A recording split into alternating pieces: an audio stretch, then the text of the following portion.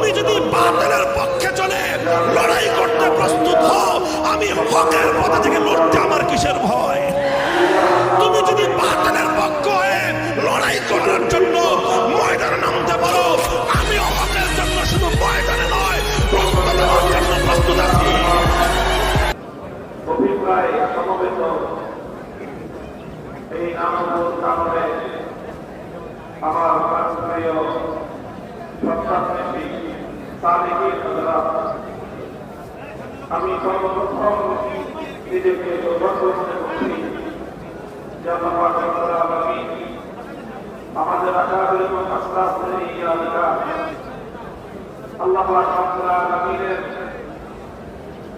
মহব্বত এবং ভালোবাসা,